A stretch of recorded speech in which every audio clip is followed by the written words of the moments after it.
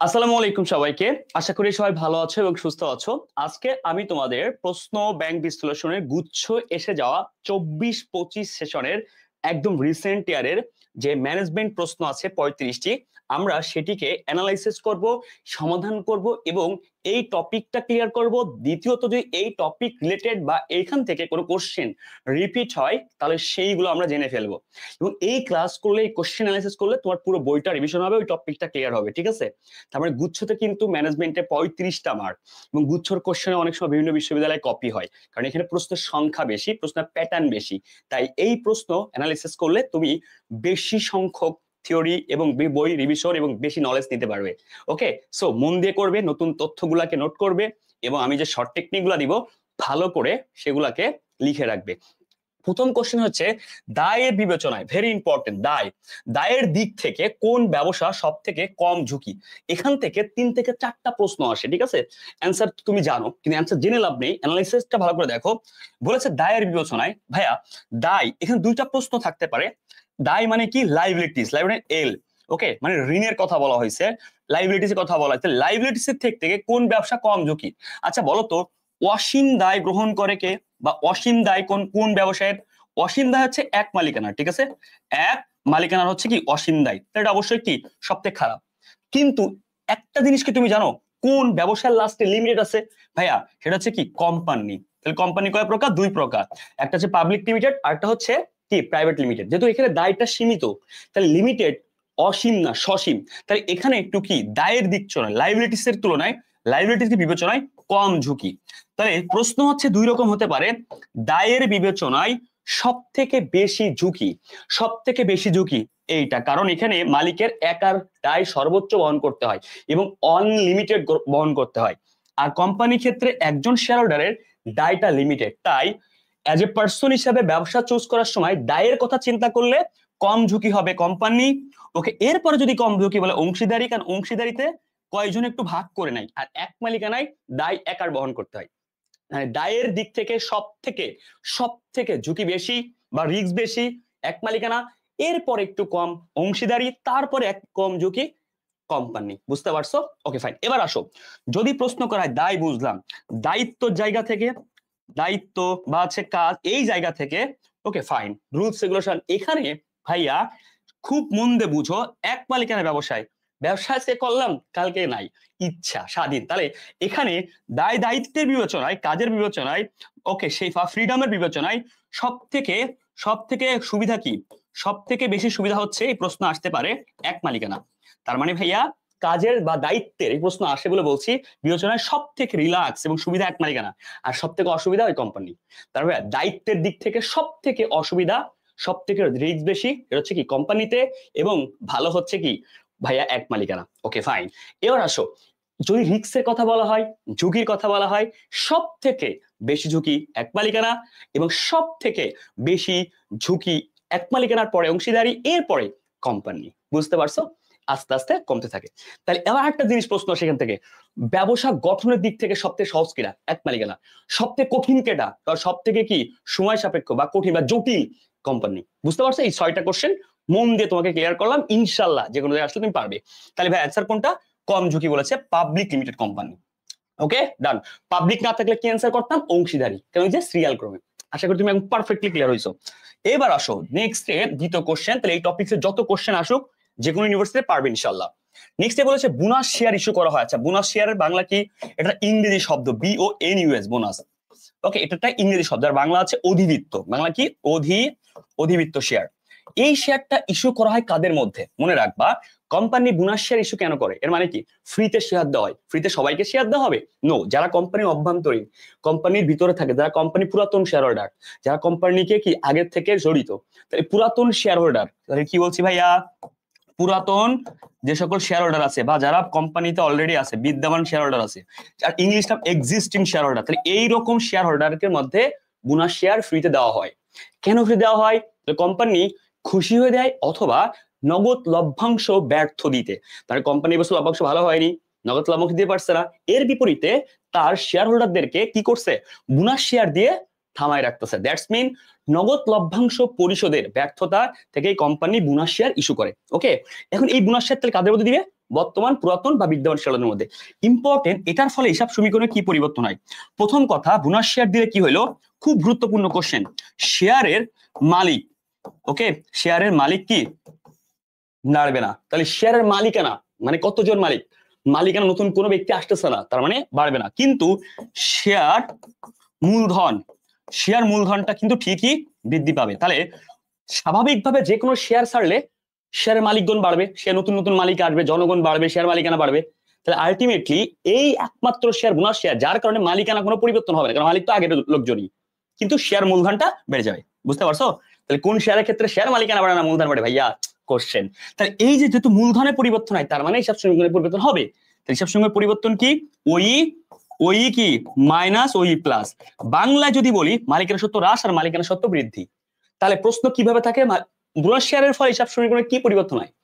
মালিকানা সত্ত্ব কি বৃদ্ধি, মালিকানা সত্ত্ব হ্রাস, মালিকানা সত্ত্ব অপরিবর্তন, তারপরে মালিকানা সত্ত্ব কি একবার বৃদ্ধি একবার হ্রাস, এরকম। তাহলে ওই প্লাস ওই মাইনাস এরকম, তার মানে এক কথায় অপরিবর্তন, হ্রাস বৃদ্ধি যে কথা, অপরিবর্তন সে কথা। ঠিক আছে, এই কোশ্চেনটা কিন্তু অ্যাকাউন্টিং এর ক্ষেত্রে আসে।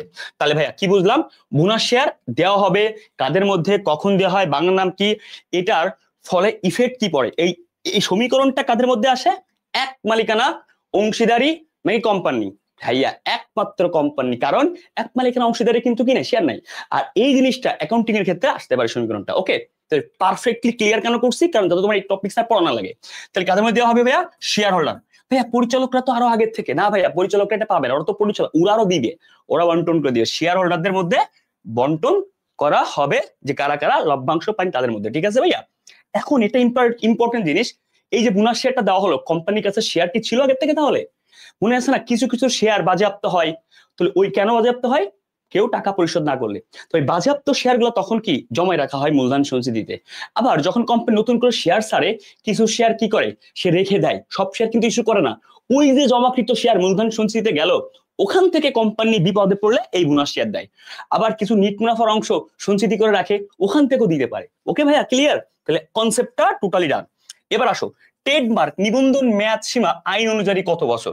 ট্রেডমার্কের মেয়াদ চাইছে, তাহলে এখান থেকে ট্রেডমার্ক, কপিরাইট, পেটেন্ট, এই তিনটার মেয়াদ পড়বা। তিনটা থেকে প্রশ্ন আসতে পারে, মেয়াদ দিয়ে আসতে পারে, দেন তারপরে হচ্ছে এটা বাংলাদেশের আইন আসতে পারে, এখান থেকে আইন যদিও কম আসে তারপর দেখবা। তারপরে আসতে পারে এই ট্রেডমার্ক, এই জিনিসগুলা হচ্ছে তোমার জেল জরিমানা, এটা একটু দেখবা। ঠিক আছে, এটার এগেইনস্টে কি আছে, বুঝতে পারছো? তাহলে ভাইয়া ট্রেডমার্ক নিবন্ধনের সময় বা আইন, ট্রেডমার্ক জিনিসটা কি, কপিরাইট জিনিসটা কি, এবং পেটেন্ট জিনিসটা কি, তিনটা জিনিস হচ্ছে অস্পর্শনীয় সম্পদ, এই তিনটার উপরে অবলম্বন ধরা হয়। বুঝতে পারছো? প্রথম কথা ক্লিয়ার। তো এটার মেয়াদ কত ভাইয়া, 7 বছর। এটা কি বাড়ানো যায়, বিভিন্ন প্রসেস আছে। দেন পেটেন্টের আছে কতদিন রাখা যায়। দেন পেটেন্ট কি কাজে লাগে সহজে একটু জেনে নাও, তো তোমার ক্লিয়ার হবে। এক নম্বর, পেটেন্ট নতুন কোনো কিছু আবিষ্কার তুমি করছো, সৃজনশীল কাজ, সেটাকে সুরক্ষা দিবে। ট্রেডমার্ক কেন, তোমার লোগো, প্রতীক, চিহ্ন, এগুলো নিয়ে কাজ করে। ওকে ভাইয়া। আর কপিরাইট, তুমি কোনো কিছু লিখছো বা তোমার চিত্রকর্ম, এই ব্যাপারগুলোকে সুরক্ষা দিবে। ওকে ফাইন, তাহলে এই টপারটা ক্লিয়ার। এবার আসো, উৎপাদিত পণ্যের মান নিয়ন্ত্রণ করে, মনে রাখবা পণ্যের মান বাংলা ভাষায়, তাহলে পণ্যের মান নিয়ন্ত্রণ করে, আমরা তো বাঙালি, তাহলে আমাদের বাংলাদেশে হচ্ছে কি জানো, বিএসটিআই। আর বাইরের কান্ট্রির একজন ফরেনার যখন বাংলাদেশে আসবে, ও তো বিএসটিআই সম্পর্কে জানে না, ও একটা খাবার কিনতে দেখবে আইএসও আছে কিনা। তার আইএসও হচ্ছে সারা বিশ্বে খাবারের মান দিবে। তাহলে আমি যদি কানাডা যাই, ওখানে দেখবো আইএসও সনদ আছে কিনা, তখন খাবার খাবো। আর বাংলাদেশে পণ্যের মান দিয়ে বিএসটিআই। তাহলে এখানে কি বলছে, উৎপাদিত পণ্যের মান। স্যার যদি দুইটা প্রশ্নে একসাথে থাকে, না ভাইয়া দুইটা কখনো একসাথে থাকবে না, তাহলে এখানে বিএসটিআই আছে। হ্যাঁ দুইটা থাকলে এখানে বলবে ভাইয়া আইএসও আছে, আমি কোনটা দিব, তাহলে এখানে বলে দিবে আন্তর্জাতিক ভাবে মান নাকি বাংলাদেশে মান। কথা ক্লিয়ার? এই আইএসও এই জিনিসটা ইন্টারন্যাশনাল, এর কিছু সনদ আছে, তাহলে এই সনদগুলা দেখবা যে কোন সনদের কাজ কি, আইএসও 2000 এর কাজ কি, তারপর আইএসও 1900 সামথিং এর কাজ কি, এখান থেকে এমসিকিউ কোশ্চেন হয়, আমি সেটাও বলে দিলাম। আসো দেখো ভাইয়া, কোন প্রতিষ্ঠান মূলধন বাজার নিয়ন্ত্রণ করে? মনে রাখবা মূলধন বাজার জিনিসটা কি, মূলধন বাজারের আরেক নাম হচ্ছে পুঁজি বাজার। Very important question. মূলধন আর পুঁজি মানে বড় বুঝাইছে, বাজার দুই প্রকার।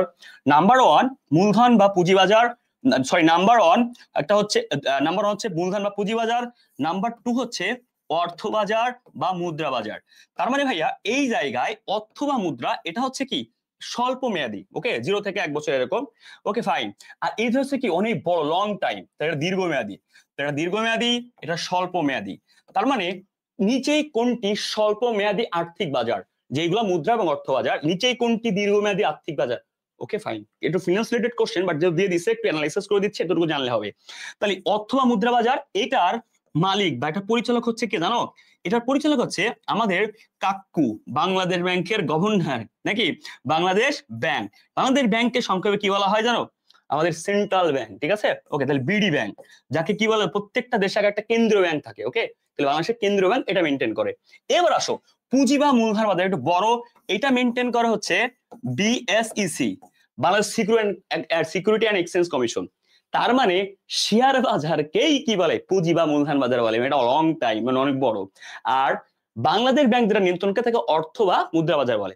এখন প্রশ্ন হচ্ছে, এখান থেকে বলেছে মূলধন বাজার নিয়ন্ত্রণ করে কে? Bangladesh security and exchange commission. প্রশ্ন টপিক ক্লিয়ার করলে একাধিক এমসিকিউ জানবে, অ্যান্সারও পারবে মুখস্থ। তাহলে এই বাংলাদেশ ব্যাংক কি করে? আমাদের অর্থ বাজার বা মুদ্রা বাজার নিয়ন্ত্রণ করে। অর্থ মুদ্রা বাজার স্বল্প মেয়াদী, আর এটা দীর্ঘমেয়াদী। আর এই বাজার হাতিয়ার তাহলে কি কি? ওই যে বাংলাদেশ ব্যাংক ট্রেজারি ইস্যু করে না, কোন বাজারের হাতিয়ার এটা? বাংলাদেশ ব্যাংক বাণিজ্যিক পত্র ইস্যু করে, বাণিজ্যিক ব্যাংক গুলো করে। তারপরে কি তোমার পূর্ণ ক্রয় চুক্তি ইস্যু করে না, বাংলাদেশ ব্যাংক থেকে কেন না অনেকে? ওইটা হচ্ছে অর্থ মুদ্রা বাজার। শেয়ার কি বাংলাদেশ ব্যাংক বিক্রি করে না, সিকিউরিটি এক্সচেঞ্জ কমিশন। তাই শেয়ার বন্ড বাজার এগুলো কি পুঁজিবাজার বা মূলধন বাজারের হাতিয়ার। আর ওইটার জনক হচ্ছে বা ওইটার মেনটেন করে Bangladesh security exchange commission. Bangladesh security exchange commission দুইটা বাজার আছে, একটা কি ঢাকা, একটা চট্টগ্রাম। আগে ঢাকা হয়েছে, তারপরে কি তোমার চট্টগ্রাম। এবং এই দুটো বাজারের মধ্যে আর একটা জিনিস আছে, প্রাথমিক ও মাধ্যমিক। তার মানে এই প্রাথমিক বাজার ভালো নাকি মাধ্যমিক বাজার? ম্যানেজমেন্ট আছে কিন্তু। প্রাথমিক বাজার ভালো, কারণ প্রাথমিক বাজারে কোম্পানিরা শেয়ার বিক্রি করে। আর মাধ্যমিক বাজারে কি করে জানো? দালালরা শেয়ার কিনে ওই মাধ্যমিক বাজারে বেশি দামে বিক্রি করে। তার মানে প্রাথমিক বাজারে বিক্রেতা কারা? কারা? একজন কোম্পানি। আর মাধ্যমিক বাজারে কারা? দালালেরা। দালালের কাছ থেকে কি নিলে তোমার রিস্ক বেশি, দ্যাটস মিন তারল্য ঝুঁকি বেশি। কোন বাজারে, শেয়ার বাজারের মধ্যে কোন বাজারে তারল্য ঝুঁকি বেশি? মাধ্যমিক। প্রাথমিক বাজারে ঝুঁকি কেন কম? কারণ ওখানে কোম্পানি আছে। বুঝতে পারছো কি বলছি? এই কোশ্চেন গুলো থেকে পরীক্ষার ডিপ থেকে প্রশ্ন হয়। আসো, এখানে হচ্ছে ভাই আনুষ্ঠানিকভাবে প্রথম ব্যবস্থাপনার রীতি। তাহলে ব্যবস্থাপনার রীতি প্রথম তাত্ত্বিক বিশ্লেষণ করে কে? আচ্ছা, প্রথম কথা, ব্যবস্থাপনার রীতি নীতি যেই কথা তোমাকে বলা হয়েছে, নীতি হবে এখানে একই কথা। এই যে নীতিটা, এটা 14টা নীতি দিয়েছে কে জানো? হেনরি ফেভেল। তাহলে ব্যবস্থাপনার নীতি 14টি, কিন্তু যদি বলা হয় এই নীতি ব্যবস্থাপনার এক বাদ দিলে থাকে চারটি বলেছে কে জানো? F W Taylor. তাহলে এফ ডব্লিউ টেইলর পূর্ণ নাম ফ্রেডারিক উইসলার টেইলর। এই ব্যক্তিটা আবার কি আধুনিক ব্যবস্থাপনার জনক। এই ব্যক্তিটা আবার কি জানো? বৈজ্ঞানিক ব্যবস্থাপনার জন্য। Clear clear clear. তাহলে এটা এর একটা বই আছে, এখান থেকে প্রশ্ন হয়, এর বই থেকে প্রশ্ন হয়। তাহলে এই যে নীতিমালা গুলা পড়লা, এই নীতিমালা থেকে এই কোশ্চেন কিন্তু আসতেই পারে। আমাদের টেইলর কাকু সেই ব্যক্তি যেই কি দিয়েছে, নীতি দিয়েছে কয়টি? 4টি। ওকে, আর হেনরি ফেলের মধ্যে 14টি। এটাই পরীক্ষা বেশি আসে। কেন? ওই ব্যক্তি যে আমার ব্যবস্থাপনার জনক। তাহলে ভাই কে দিয়েছে? Henry fail. ভাই আবার হেনরি লরেন্স ফরেন্স দিও না, বুঝতো? এই এফডব্লিউ টেইলর, এই দুজন ব্যক্তির সম্পর্কে কিন্তু অনেক জানতে হবে, এখান থেকে প্রচুর প্রশ্ন হয়। আমরা এর জীবন নিয়ে কোনো কোশ্চেন আসলে জেনে যাবো। ওকে, আর এই বেটাটা আব্রাহাম মাসলো, এটা সেখানে জানতে হবে। তাহলে এতটুকু মনে রাখো, এই বেটাটা 5টি ধাপ দিয়েছে। কার? প্রয়োজন, ওই যে অভাব, চাহিদা, পড়নি? এই মাসলের চাহিদা স্বপন তত্ত্ব টেশনার অধ্যায়ের মধ্যে ওই 5টা ধাপের থেকে রিটেন আসতে পারে যদি তোমরা ঢাবিতে পরীক্ষা দিয়ে থাকো, বা গুচ্ছতে এরকম প্রশ্ন হতে পারে বা অন্য বিশ্ববিদ্যালয়ে যে আব্রাহর চাহিদা স্বপন তত্ত্বের লাস্ট ধাপ, প্রথম ধাপ, আব্রাহাম মাসলের 3য় ধাপ, 4র্থ ধাপ, ঠিক আছে? এইরকম কোশ্চেন কিন্তু আসতে পারে, তাই ওইটা দেখে নিবা। ওকে ভাইয়া, একে বলে কোশ্চেন বিশ্লেষণ এবং নিজের ফুল বুক রিভিশন। এবার আসো, খুব মন দিয়ে খেয়াল করো, আরটিজিএস। আচ্ছা, যারা ব্যাংকে লেনদেন করে তারা জানো আরটিজিএস এর মাধ্যমে দ্রুত টাকা পাঠানো যায়। স্বাভাবিকভাবে আমরা যখন আরটিজিএস করি 3 লাখ টাকা সহজে পাঠানো যায়। ইনস্ট্যান্ট টাকা পাঠানোর একটা কি ব্যাংকিং চ্যানেল, যার মাধ্যমে ইনস্ট্যান্ট কি সর্বোচ্চ পরিমাণে অ্যামাউন্ট মোবাইল ব্যাংকিং করা যায়। রিয়েল টাইম গ্রস সেটেলমেন্ট, এটা হচ্ছে বানানটা ভালো করে দেখবা, এমসিকিউ এরকম দু একটা থাকতে পারে, হ্যাঁ, মুখস্থ বিদ্যা। তো এরকম করে থাকতে পারে কি বিএসইসি এর ফুল মিনিং থাকতে পারে, তারপর থাকতে পারে বিএফআরএস এর ফুল মিনিং থাকতে পারে, আইএফআরএস এর ফুল মিনিং থাকতে পারে, আইসিএবি এর ফুল মিনিং থাকতে পারে, আইএসবি এর ফুল মিনিং থাকতে পারে। বুঝতে পারছো কি বলছি? তো এই যে ফুল মিনিং গুলো তোমাকে দেওয়া হলো, এগুলা কিন্তু থাকতে পারে। বুঝতে পারছো? অ্যাকাউন্টিং এর সাথে রিলেটেড ভাইয়া, এগুলো ফাইন্যান্সিয়াল ব্যাপারগুলো রিলেটেড থাকতে পারে। বুঝতে পারছো? কাজে আরটিজিএস কি ব্যাংকিং এর সাথে রিলেটেড, তাহলে ম্যানেজমেন্টটা কেন দিল? বুঝতে পারছো? তাহলে থাকতে পারে। আসো ভাইয়া, এবার আসো, এখানে বলা হয়েছে কর্মী সংস্থান প্রক্রিয়া অন্তর্ভুক্ত নয়। আচ্ছা, কর্মী সংস্থান কি? খুব গুরুত্বপূর্ণ কোশ্চেন এটা। তাহলে কর্মী সংস্থানে কি থাকে? এইটা এসেছে সেকেন্ড পেপারের পঞ্চম অধ্যায় থেকে, ঠিক আছে? তাহলে কর্মী সংস্থান কি? কর্মী সংস্থান কর্মী সংগ্রহ করতে হবে, তাকে কর্মী কি করতে হবে, বিভিন্ন প্রসেসের মাধ্যমে লাস্টে কি থাকে, তাকে প্রশিক্ষণ দিয়ে কাজে আনতে হবে। তাহলে এখানে বলেছে 9, প্রথমে এখানে স্টুডেন্ট ভুল করে, সেটা হচ্ছে সে 9 কথা খেয়াল করে না। তাহলে কর্মী সংস্থান যে প্রক্রিয়াটা তাকে জানতে হবে, এটা বুঝতে পারছো? তাহলে কর্মী সংস্থান প্রক্রিয়া দেখো এখানে কি কি আছে। নাম্বার 1, খুব মন দিয়ে খেয়াল করো, কর্মী সংস্থান আবেদনপত্র বাছাই। প্রথম কথা ভালো করে দেখো, আবেদনপত্র বাছাই। তারপরে কি আছে, বিজ্ঞাপন। ভাই একটা কথা বলতো, বিজ্ঞাপনটা দিতে হয় কোথায়? যখন আমি কর্মী সংগ্রহ করতে যাব, মানে কি প্রথমে একদম কি সেটা। কর্মী সংস্থানের ক্ষেত্রে আমার কি কি আছে, একটা কোথা থেকে উচ্চ নিরঙ্কন প্রশিক্ষণ আমাদের সব আছে। দেখো কি বিজ্ঞাপনটা কিন্তু এটার বাইরে না ভাইয়া, দেখো তোমাকে একটু, বিজ্ঞাপনটা কিনা বাইরে না, টোটালি কি বাইরে কিনা। তাহলে বিজ্ঞাপনটা প্রদান করতে কখন, বেসিক্যালি কি আমি ভিতর থেকে করতে পারি, বাইরে বিভিন্ন চ্যানেলে করতে পারি, তাই না? তাহলে কর্মী সংগ্রহের প্রথম ধাপ থেকে লাস্টের ধাপ থেকে কিন্তু বেশি প্রশ্ন আসে, ঠিক আছে? কি ধাপ আছে, কর্মী সংগ্রহের কর্মী সংস্থানের প্রথম ধাপ থেকে প্রশ্ন আসে বেশি, এবং লাস্টের ধাপ থেকেও আসে। প্রথম ধাপ কি, কর্মী সংগ্রহ। কর্মী সংস্থানের প্রথম ধাপ কি, কর্মী সংগ্রহ, ভালো করে বুঝো, কর্মী সংগ্রহ। এবং শেষ ধাপ কি, মানে একদম লাস্টের ধাপ, লাস্টের ধাপ এখান থেকে প্রশ্ন হয়। একটা কর্মীকে যখন তুমি পারফেক্টলি নিয়োগ দিলা, এরপরে কি করবে, তাকে কাজের জন্য প্রশিক্ষণ দিতে হবে। তাহলে তোমার প্রতিষ্ঠানের কাজ সে কেমনে করবে, তাহলে লাস্টের ধাপ প্রশিক্ষণ। তাই এই প্রথম আর শেষ আছে। এখন আই, তুমি যেখান থেকে কর্মী সংগ্রহ করে ধাপ শুরু করলা, তাহলে আমাকে কথা বলো তো, তাহলে বিজ্ঞাপন কি কর্মী সংগ্রহের পরে কেউ দেয়? কর্মী সংগ্রহের আগেই বিজ্ঞাপন দেওয়া লাগে, বুঝতে পারছো? মানে সবকিছু করেই তো তুমি কর্মীরা সংগ্রহ করে ফেলাইছো। তাহলে কর্মী সংগ্রহের পরের কাজ কি, সব প্রতিষ্ঠানে ইন্টারনাল মানে সংগ্রহ হয়ে গেছে, ঠিক আছে? এরপরে তাকে ট্রিটমেন্ট এক লাস্ট পর্যন্ত তাকে কি করতে হবে, সাডাই দিতে হবে, দেন হচ্ছে বুঝাইতে প্রশিক্ষণ, লাস্টে প্রশিক্ষণ দিয়ে তার কাজে ছেড়ে দিতে হবে। তাহলে তোমার পুরো ধাপ মুখস্থ আমি করাচ্ছি না ইচ্ছা করে, কেন? তোমার ওই ব্রেনে ওই প্রেশার আমি দিব না, কারণ তোমার আসবেই কি এটা আর এটা। আর এই যে ছোটখাটো জিনিস, সেগুলো তুমি বুঝবা কি আসবে আর কি আসবে না, বুঝতে পারছো কি বলতে? আমি তোমাকে দুইটা জিনিস বুঝাইছি ভাই, যেটা আসে পরীক্ষায়। বাকি যে ধাপগুলো আছে কোনো দরকার নেই তোমার জানা, প্যারা নাই, ঠিক আছে ভাইয়া? বাট তুমি নিজেই বুঝবা যে কোনটার সাথে প্রাসঙ্গিক না। ওকে, এই দুটো থেকে প্রশ্ন হয়, টপ নচ কোশ্চেন। আসো দেখো ভাইয়া, বাংলাদেশের কত সালে সমবায় সমিতির বিধিমালা, ওকে বিধিমালা চালু হয়? ওকে, ভালো করে শোনো, একটা হচ্ছে নীতিমালা, একটা হচ্ছে বিধিমালা। বাংলাদেশ চালু হয় বলেছে সমবায় সমিতি। আচ্ছা আগে তুমি আমাকে একটা কথা বলো তো ভাইয়া, এই যে সমবায় সমিতি তোমার কতটুকু নলেজ আছে? সমবায় সমিতি কি, কয়েকজন ব্যক্তি একত্রিত হয়ে এখান থেকে একটা কি করে, একটা সমিতি শুরু করে। এখানে একটা রুলস আছে, একটা আছে আইন আছে, এর নীতিমালা আছে, রুলস নালে তো চলবে না। তাহলে এটার যে বিধিমালা চালু হয়েছিল, বাট মুখস্থাবিদ্যা কোশ্চেন, বাট তুমি জানো 2004 সালে। বাট এই মুখস্থা টাইপের কোশ্চেন গুলো আসলে আমার কথা বলা ঠিক না, বাট তারপর আমি বলতেছি, মানে রাখবা যে সময় থেকে প্রশ্ন হবে কি জানো, ওই যে ঋণদান সময় সমিতি থেকে, যে তোমার ভোক্তারা কি একজন চাইলে সর্বোচ্চ কতটুকু ঋণ নিতে পারবে, কতটুকু মুনাফা করতে, 5%। ওকে, তারপরে ভোক্তা সময় সমিতির উদ্দেশ্য, আর ভোক্তার উৎপাদক অনেকে ঝামেলা করে ফেলে, যে কে ভাইয়া মনে রাখবা ভোক্তারা কি ভোগ করার জন্য, কিন্তু কেউ যদি কিনে, ভোক্তারা যদি কিনে আবার বিক্রি করে, ওটা কিন্তু ভোক্তা হবে না। তো এই ছোট করে, আর কয়জন নিয়ে প্রাথমিক শুরু হয়, কয়জন নিয়ে কেন্দ্র, কয়জন নিয়ে কি জাতীয়, এখান থেকে প্রশ্নগুলো। আর সবচেয়ে ইম্পর্টেন্ট প্রশ্ন ওই যে মুনাফা বন্টন, সর্বোচ্চ 85%, তোমার সর্বোচ্চ জমা রাখতে চাই, ঠিক আছে, সে 62% পর্যন্ত দিয়ে এর কমে পারবে না। আর সর্বোচ্চ বন্টন করতে চাইলে 85%, বাধ্যতামূলক যে 3%, 15% রাখা হয়, শুনছি যে 10%।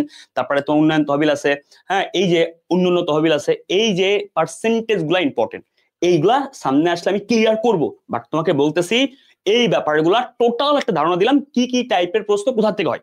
ডান, এবার আসো, বলেছে জেটিসন কি, জেটিসন কি একটা জানো, জেটিসন কি করা, জেটি মারানো, জেটি হচ্ছে নিক্ষেপণ, মানে তোমার সমুদ্রে কিসো, এটা ফিনান্সের কোশ্চেন, এটা ঢুকে গেছে এখানে ব্যাংকিং রিলেটেড। তো যারা বুঝতেই পারছো গুচ্ছতে কিন্তু দু একটা ব্যাংকিং মারতেছে, হ্যাঁ, তো এটা খুব সিরিয়াস, এটা কিন্তু পড়তে হবে। তোমার সমুদ্রের তোমার জাহাজ ডুবে যাচ্ছে, এখন তুমি ইচ্ছা করে ওখান থেকে 1 কার্টন মাল ফেলাই দিছো, বা 1 ট্রাক মাল ফেলাই দিছো, বা 500 প্যাকেট মাল ফেলাই দিছো, কেন? তোমার 1000 প্যাকেট বা 5000 প্যাকেট ডুবার থেকে 500 ডুবে যাক, তার মানে সমুদ্রে ঝড়ের কবলে বা বিপদে পড়লে নিজেরা স্বইচ্ছায় কিছু মাল ফেলে দেওয়াকে বলে জেটিসন, পণ্য নিক্ষেপণ। সব যাতে না মরে চলে যায় আর কি, বুঝতে পারছো? এটা নৌবিমার সাথে কি জড়িত, কারণ এটা সমুদ্রের কথা বলছে। ওকে, আসো, সহজ কোশ্চেন ছিল, বাট জ্ঞান থাকলে, নলেজ থাকলে, আইডিয়া থাকলে নরমালি অ্যান্সার করতে পারবে। Short analysis very important. এটা ও ধারা কি বুঝাইছে দেখো, শর্ট হচ্ছে আমাদের প্রথমত কি, এটা নিয়ন্ত্রণের, আধুনিক নিয়ন্ত্রণের অন্যতম কৌশল। নিয়ন্ত্রণের একটি আধুনিক কৌশল কি, শর্ট। তাহলে প্রথম কথা কি ভাইয়া, শর্ট জিনিসটা কি, পরীক্ষা প্রশ্ন আসতে পারে। শর্টের ফুল মিনিং যেন সব জন, এটা হচ্ছে নিয়ন্ত্রণের একটি কি আধুনিক কৌশল। এখানে এই পুরো শর্টটা থেকে প্রশ্ন হবে। রিটার্ন এমসিকিউ দুই প্রকার টাইপে আসে। এসে কি স্ট্র্যান্ড, STRNGHT, বানান ভুল গেলে একটু ঠিক করে নিও। দেন ডাব্লু তে কি উইকনেস, উইকনেস, ঠিক আছে ভাইয়া। দেন হচ্ছে ভাইয়া তারপর কি আছে SWOT, ওতে অপরচুনিটি, অপরচুনিটি, ঠিক আছে, ওকে ফাইন। তারপর টি তে কি আছে থ্রেট, থ্রেট, ওকে ফাইন। দেখো তো আমাকে একটা কথা বলো, এই চারটার মধ্যে দেখো তো এই স্ট্রেংথ আর উইকনেস, আরটা হচ্ছে অপরচুনিটি, থ্রেট। সুযোগ বাইরের থেকে আসে, রাইট, থ্রেটও বাইরের থেকে আসে, স্বাভাবিক না, বেশিরভাগ ক্ষেত্রে বাইরের থেকে আসে। মানে ব্যাপারটা আমি বোঝাতে চাচ্ছি এই দুটো হচ্ছে বাহ্যিক। তাহলে প্রশ্ন হবে এখান থেকে শর্টের ফুল মিনিং, শর্টের কাজ কি, শর্টের ও ধারা কি বোঝায়, প্রত্যেকটা মিনিং আসবে এবং বলতে কোনটি অভ্যন্তরীণ কোনটি বাহ্যিক। তাহলে শর্টের মধ্যে এই দুটো হচ্ছে অভ্যন্তরীণ, এখান থেকে প্রশ্ন হবে। কোনটি বাহ্যিক, এখান থেকে প্রশ্ন হবে নাম্বার 1। নাম্বার 2, এই স্ট্রেংথ আর হচ্ছে দেখো উইকনেস, উইকনেসটা কি দুর্বলতা, থ্রেট এটাও খারাপ, তাহলে এই দুটো হচ্ছে নেগেটিভ, নেগেটিভ, ক্লিয়ার। তাহলে প্রশ্ন হবে শর্টের কোনটি নেগেটিভ বা হচ্ছে নেতিবাচক। তাহলে ভাইয়া এটা নেগেটিভ হয় এই এস আর হচ্ছে ও, তাহলে এস আর হচ্ছে ও এই দুটো পজিটিভ। তার মানে প্রশ্ন হবে কোনটি শর্ট অ্যানালাইসিসের কোনটি ধারা পজিটিভ বোঝায়, কোনটি ধারা নেগেটিভ বোঝায়, কোনটি অভ্যন্তরীণ কোনটি বাহ্যিক। তুমি আমার বলো শর্টের ফুল মিনিং পারবা না, অপরচুনিটি ডান। আশা করি তুমি পারফেক্টলি কি বুঝে গেছো ইনশাআল্লাহ, বুঝতে পারছো। এরপরে কি আছে দেখো, পার্থক্যমূলক ফুরান মজুরি, তার মানে একটা প্রবাদ, পার্থক্যমূলক এইটার বিবর্তন কে, তাহলে এরকম প্রবাদ থেকে কোশ্চেন আসে। তাহলে এটার প্রবাদ কে, ওটার পরীক্ষা অনেক প্রশ্ন কিন্তু দেখা যায়, বুঝতে পারছো। তাহলে পার্থক্যমূলক ফুরান মজুরি জনককে আমরা জানি FW টেইলর। স্যার আপনি কেমন মুখস্থ, তুমিও মুখস্থ, তাহলে কি কি FW টেইলরের এরকম বাক্য থেকে কোশ্চেন আসে দেখো। প্রথমে FW টেইলর এর ফুল নাম থেকে প্রশ্ন আসে, ওকে ফাইন। এবারটার পার্থক্যমূলক ফর্মুলা এটা তো পড়ছো, তো এর কি করছে ফান্ডামেন্টাল অফ ফোরম্যানশিপ, ফান্ডামেন্টাল অফ ফোরম্যানশিপ এর জনক। দেন এটা হচ্ছে ভাইয়া আমরা জানি এই FW টেইলর সে একটা বই লিখছে, এই বইটা থেকে প্রশ্ন হয় যে তোমার সায়েন্টিফিক ম্যানেজমেন্ট, ঠিক আছে, বৈজ্ঞানিক ব্যবস্থাপনার জনক।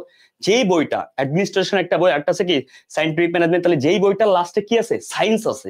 আমি তোমাকে মনে করে দিচ্ছি দুটা বই মনে মনে রাখবা, একটা বই আছে অ্যাডমিনিস্ট্রেশন, ওটা হিন্দি ফেল, একটা বই আছে সায়েন্স লেখা, সায়েন্টিফিক ম্যানেজ লেখা আছে, ওইটার নাম হচ্ছে কি জানো, ওইটা জনক হচ্ছে টেইলর, কারণ ও তো বৈজ্ঞানিক ব্যবস্থাপনার জনক, তাই ওর বইয়ের নামের সাথে কি বিজ্ঞান বিজ্ঞান ভাব আছে।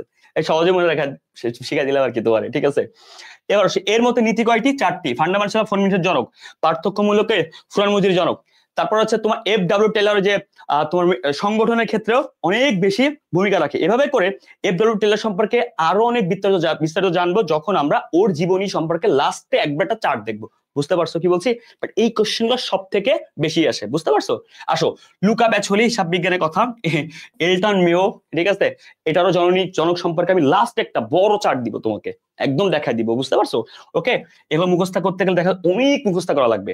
ম্যাক্স ওয়েবার, ঠিক আছে, এরও কিছু তথ্য আছে, সবকিছু আমি তোকে একসাথে দেখা দিব ইনশাল্লাহ। ওকে, আজকে এগুলো মুখস্থার বিষয়, আমি টেকনিক্যালি তোমাকে দেখা দিব। কোন কোন সংস্থা মুদ্রানীতি প্রণয়ন করে, এগুলো আসলে জাস্ট কি তোমার হচ্ছে মুদ্রা নিয়ে কাজ করতে বুঝোই তোমরা, আসলে সেন্ট্রাল ব্যাংক মানে কেন্দ্রীয় ব্যাংক, বাংলাদেশ ব্যাংকে বোঝাই, এক এক দেশে এক এক রকম, বাট নাম সেন্ট্রাল ব্যাংক। শ্রম বিভাগ ও বিশ্বাসনের উপর বিশেষ গুরুত্ব, আচ্ছা খুব গুরুত্বপূর্ণ, এটা একটা প্রবাদ, তাহলে প্রবাদ থেকেও কিন্তু ভালো ভালো কোশ্চেন আসতেছে। তাহলে শ্রম নিয়ে কাজ করে, ঠিক আছে, শ্রমিক, তোমার শ্রমিক নিয়ে পার্থক্যমূলক ফুরান মজুরি, শ্রমিকদের, ওটা আছে FW টেইলর। কিন্তু শ্রমের কথা যখন বলছে তিনি এই বিশেষণ এর উপর একটা গুরুত্ব দিচ্ছে অ্যাডাম স্মিথ। অ্যাডাম স্মিথের আরো অনেক কিছু আছে, বুঝতে পারছো। অ্যাডাম স্মিথের কি আরো অনেক, ওয়েলথ অফ নেশন জনককে অ্যাডাম স্মিথ, বুঝতে পারছো। তারপরে সামরিক অভিজ্ঞতাকে ওই যে তোমার একটা টেকনিক্যাল আমি পড়াইছিলাম যে হচ্ছে তোমার একটা বিয়ের ঘটনা দিয়ে দেন সামরিক অভিজ্ঞতাকে কাজে লাগাতে বলে, ঠিক আছে, বুঝতে পারছো। তো এরকম করে একটা টেকনিকের মাধ্যমে আমি ছন্দের মাধ্যমে পুরো ব্যাপারটা তোমাকে দিব। কারণ এই সবকিছু যদি কেউ বলে আমার সব মুখস্থ, এ কখনোই সম্ভব না। এই প্রত্যেকটা টেকনিকের জিনিস এবং টেকনিক্যালি তোমাকে আমি লাস্টে দিয়ে দিব ইনশাল্লাহ। আসো কোনটি নিচে কোনটি কার্যকর সংগঠনে বসে গেছে, এই ব্যাপারগুলো না তোমার কাছে আমার কাছে একদম ইজি হয়ে গেছে, যেগুলো তুমি আসলে পারো, এগুলো কঠিন কিছু না। কার্যকর সংগঠন কি হতে হবে, কার্যকর সংগঠনের বৈশিষ্ট্য 9 বলেছে, তাহলে এটা সংগঠন, অবশ্যই এটা হয় নমনীয়তা হয়, সমন্বয় হয়, এই যে এখানে অস্পষ্ট হবে না, মানে ব্যাপারটা নর্মাল। একটা স্যাররা একটা কোশ্চেন দিচ্ছে কি হিটে একটু টাফ মুখস্থ, আরেকটা দিচ্ছে নর্মাল। কোশ্চেনের ধাঁচটা আসলে জোস, তোমাকে নরমই দিচ্ছে আবার একটু হার্ডও দিচ্ছে, বুঝতে পারছো। গুচ্ছ আসলে মারাত্মক কোশ্চেন করেছে, হ্যাঁ সেই লাগতেছে আসলে। যেই নেতা কর্মীদেরকে স্বাধীনভাবে কাজ করতে দেয়, আচ্ছা দুইটা পয়েন্ট, যেখানে নেতারা নেতারা মানে উপর পর্যায়ে সকল ক্ষমতা রাখে, হ্যাঁ নিচু পর্যায়ে কোনো কিছু কি দেয় না। তার উপর পর্যায়ে সব ক্ষমতা থাকলে কেন্দ্রীয়করণ, নিচু পর্যায়ে সব ক্ষমতা ছেড়ে দিলে তার নাম বিকেন্দ্রীকরণ। বা এবার আসো কেন্দ্রীকরণ বিকেন্দ্রীকরণ হচ্ছে ব্যবস্থাপনার নীতি। এইবার আসো নেতৃত্বের ক্ষেত্রে এই জিনিসটা বিকেন্দ্রীকরণকে বলে লাগামহীন। কারণ লাগামহীন হচ্ছে যেই নেতারা কোনো কিছু বা মুক্ত কোনো কিছু নিজের উপর রাখে না, সব কর্মীদের উপর ছেড়ে দেয়, লাগামহীন বা মুক্ত নেতৃত্ব। এটা রেজাল্ট কখনোই ভালো হয় না। নীতির ক্ষেত্রে কি হতো অ্যান্সার? বিকেন্দ্রীকরণ। গণতান্ত্রিক মানে কি? ওকে, সরলরৈখিক আর অন্তরীক পার্থক্য, নেতা একা একা সিদ্ধান্ত নিলে সরলরৈখিক, আর নেতা যদি সবার সাথে মিলে আলোচনা করে নেয় তাকে গণতান্ত্রিক অথবা পরামর্শমূলক। ঠিক আছে, আসো অংশগ্রহণমূলক পরামর্শমূলক এক। স্বৈরাচারী, ইয়েস, তাহলে যে নেতা ওই যে একা একা সিদ্ধান্ত নেবে, স্বৈরাচার, কারোর সাথে কথা হবে না, ও যে স্বৈরাচারী নেতা, বুঝতে পারছো? আসো আসো এবার বলছে অস্থায়ী প্রকৃতির সংগঠন। মনে রাখবা এই সংগঠনটা সব থেকে কি মেয়াদ কম, আর এই সংগঠনে কি একজন চালাতে পারে, 2 জন 100 জন হতে পারে। ওকে, তাহলে এই সংগঠনটা একটা নির্দিষ্ট ঘটনাকে কেন্দ্র করে তৈরি করা হয়, আবার এই ঘটনা যখন সলভ আউট হয়ে যায় বা তার মানে সব থেকে কম সময়ের জন্য এটা। কার্যভিত্তিক সংগঠন, মনে রাখবা এখানে দ্রব্য, ঠিক আছে, বা কাজ, যে কোনো কিছুকে বিভিন্ন ভাগে ভাগ করা হয়। তার মানে যে কোনো কিছু একটা কাজকে উদ্দেশ্য অর্জনের জন্য কাজগুলোকে বিভিন্ন ভাগে ভাগ করা হয়, প্রত্যেকটা ভাগে সুন্দর করে ডিভাইডেশন করা হয়, একে বলা হয় কি কার্য ভিত্তিক সংগঠন বা কার্য বিভাজন।